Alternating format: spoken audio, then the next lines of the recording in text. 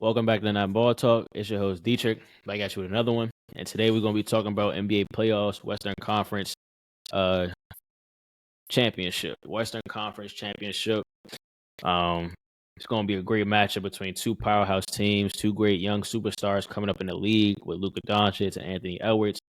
Paired with their respective teammates and their respective coaches who've been doing a good job so far and making it this far in the playoffs. So first team we're going to talk about is the Timberwolves. I think the Timberwolves is a great defensively sound team. A lot of their offense comes off of their defense, and their defense speaks for itself with one of the best. No, I believe they have the best defensive rating from the regular season in the NBA. I think they was number one defensive rating, and they have the reigning defensive player of the year and Rudy Gobert. And as everybody know by now, they just beat the defending champions and the Denver Nuggets. Now, going down to the Timberwolves a little bit. They played great defense, which led them to a 4-3 win. They knocked off the champs in Game 7, as we all know. And their star player, Anthony Edwards, he's a young player from Atlanta, Georgia. You know what I'm saying? Just putting on for the hood, one of the best players in the NBA, in my opinion. I'd probably put him in at, he for sure top 10. And he definitely the best shooting guard in the league right now. So, he just, I don't know. He for sure top 10, but where you put him at probably needs like another year if he wants to be solidified in that top range of players. But you could pick and choose where you want him at. But a lot of it's probably going to be recency bias, but it depends where you put him at. But yeah, he's taking the NBA world by storm right now. I believe he's the next face of the NBA, and he's the American face of the NBA. He's kind of holding on to the NBA. You know what I'm saying? Basically, some people think the league is kind of turning into an overseas league, which, they can, with Jokic probably being the best player in the NBA, Giannis probably being the next best player in the NBA. We don't have a lot of top 5 American players or American players that you would put in the top 5 right now. Most of them are probably European players, kind of sort. But Anthony Edwards is still holding on to he's one of those young up and coming players that we could hold on to, such as like a couple other players like a Ja Morant, and Paulo Banchero. So it's a couple young players that they have coming up that we can still depend on. But the Europeans are definitely they taking over by storm though. But he's definitely the next face. A couple of numbers to throw at you guys. He averaged 28 points per game, 6 assists, 5 rebounds. He shot 50% from the field. And he shot 37% from the three-point line against the defending champs. Defending champs, by the way. These is kind of the best team coming off of this previous season. And they have the MVP of the league. So they are definitely no slouch, and they definitely are a great coach team with Mike Malone. He had 2 40-point games. One of them came in a loss. One of them came in a win. But he definitely didn't do it by himself. Like I said, the Timberwolves is a great team. They had a lot of help. Karl Anthony Towns is one of their players who've been there for a little while. He shot 51% from the field, 39.4% from the 3-point line, 18.6 points per game, 9 rebounds, and he also played great defense on Jokic when he got the matchup switch sometimes. And some people say he played better defense than Rudy Gobert, but it's not a lot you could kind of do with Jokic. You know what I'm saying? He's MVP, 3-time MVP, multiple All-Star appearances, multiple All-NBAs. He's kind of unanimous best player in the league right now. So it's not a lot you can kind of do with that. You kind of just got to defend it, get in good position, and you really just got to pray that he don't make a play or he don't, score on you. But their defense leads to the reason why they keep winning games, in my opinion. They switch a lot on ball, they trap a lot, they rotate easy. Like, they just trust one each other when they're on the floor together. It's a second nature when they're playing defense. You don't really even have to think about, how are they going to play good defense or not.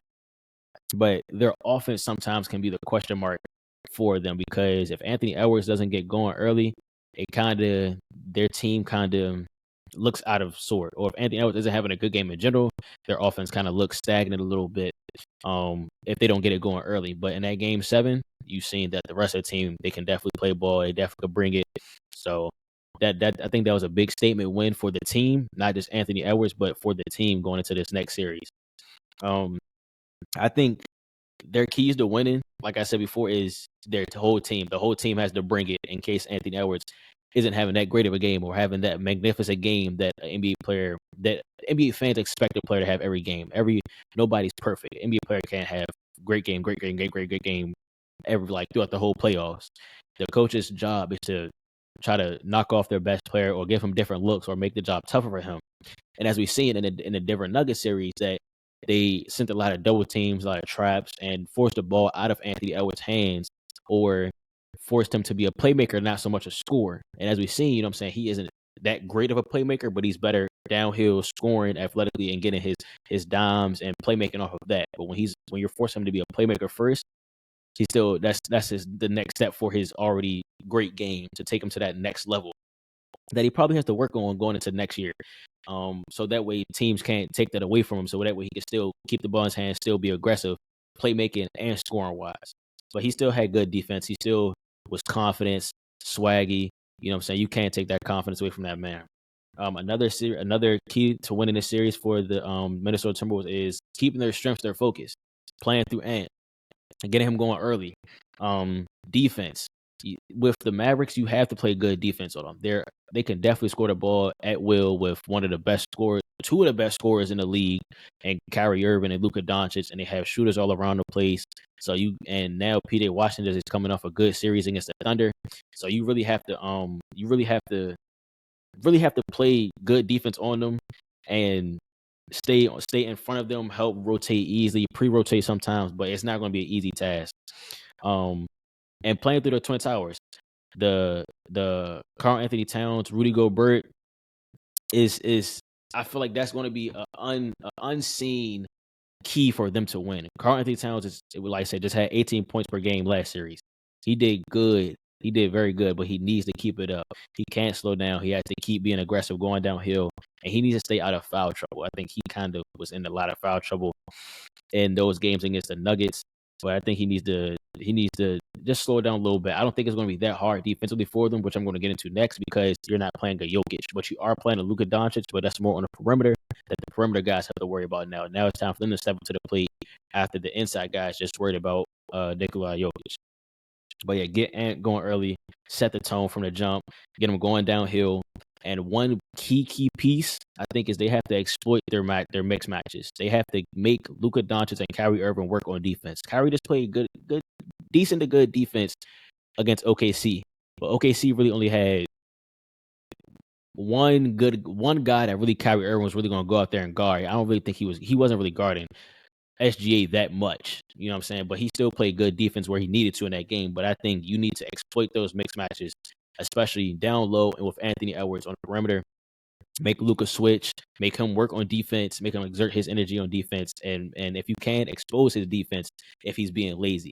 Like I said, definitely force down low. I think Karl Anthony Towns and Rudy Gobert should be able. Well, Rudy Gobert, he's more of like a lob threat, or an easy dump off and dunk guy. He don't really have that much offensive bag in his game like a Karl Anthony Towns. Where Karl Anthony Towns needs to expose is the Derek Lively. I think that's going to be a good matchup with Derek Lively's length and his shot blocking ability. But I think they're probably going to try to put PJ Washington on him. I think Karl Anthony Towns should definitely try to abuse that matchup as much as possible, because PJ Washington is a decent defender, but down low in the post, Karl Anthony Towns should definitely get some of his buckets from that way. And then, of course, he can shoot the three ball as well and go about it like that. And offensive rebounds and second chance points is also going to be a big thing for the Timberwolves to win, with them having a good rebounding Twin Towers down low. Second chance points is going to be key. Also, with you bringing in Naz Reid, that's another mixed match for anybody, because he can just do it all. 6'11", dribble, shoot, drive, defend.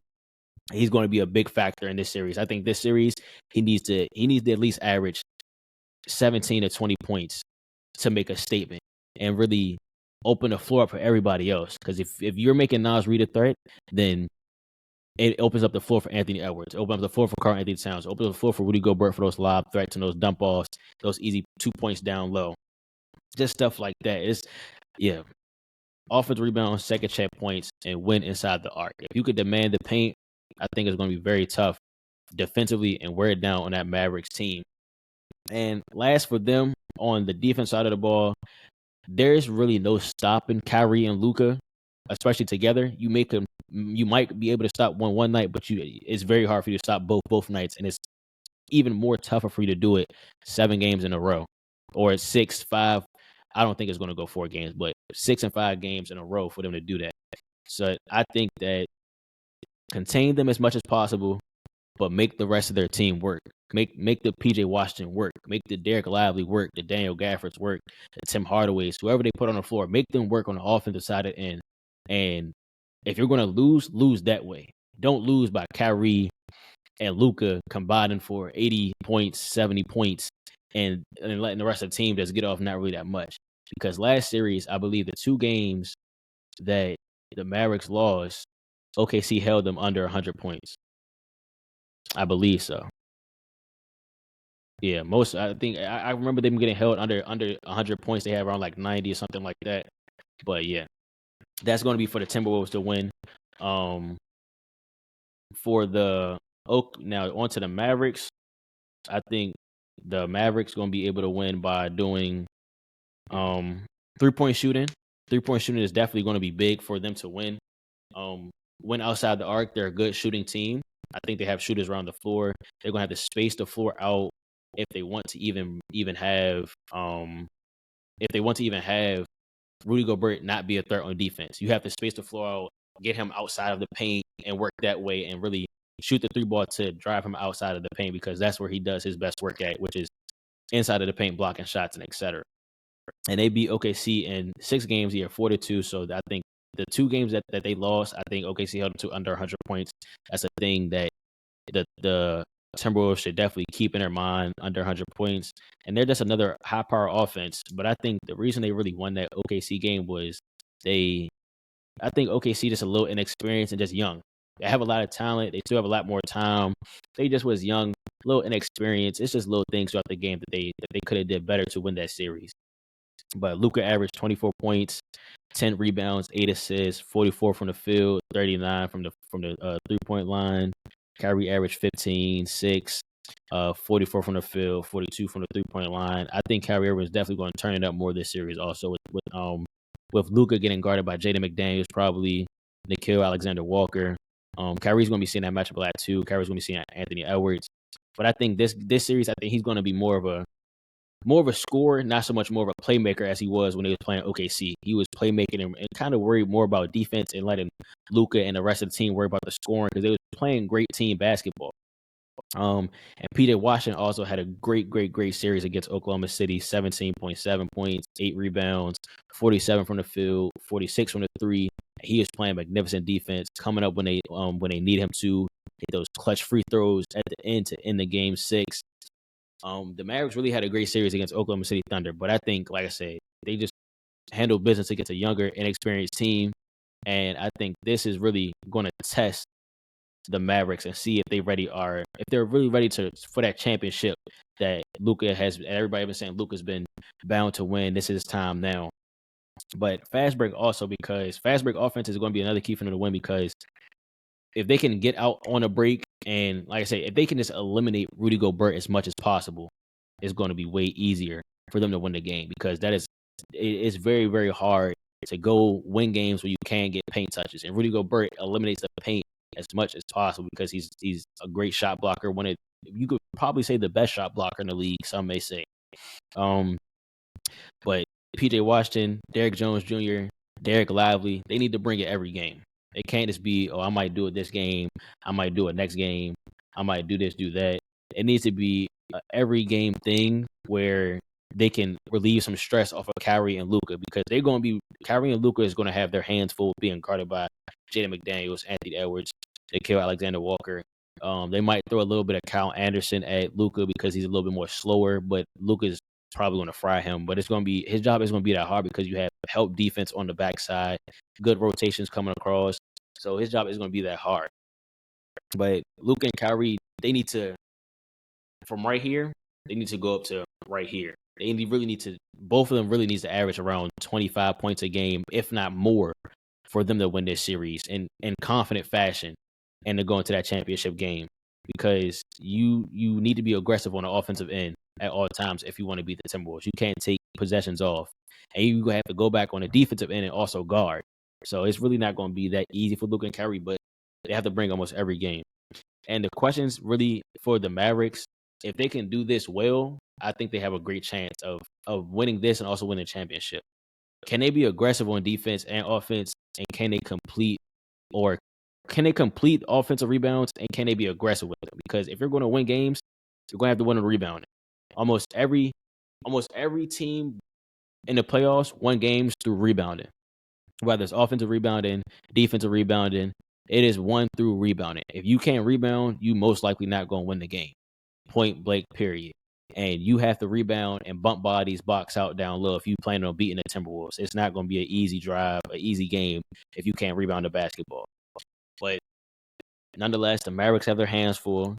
Hopefully, Luka and Kyrie, they can bring it this series because the series is going to rely on them. It's really going to rely on them for them to score a high amount of points at a great usage. If they can't score that well, if the Mavericks can't score that well, I don't really see the Mavericks making it out of 5 if they can't score that well. I still have the Timberwolves winning. I'm going to give you guys my pick right now. I have the Timberwolves winning in 6, and I have them going on to also beat the Celtics too. I have the Celtics beating the Pacers in good dominant fashion. So I got the Celtics in probably 5, Timberwolves in 6, and I'm probably going to say the Timberwolves going to go to the championship. Probably winning 6 again, maybe 7. But that's all I got for you guys today. Thank y'all for tuning in to Notballtalk. It's yours, Dietrich, signing off. He passed me the ball. He never passed me the ball.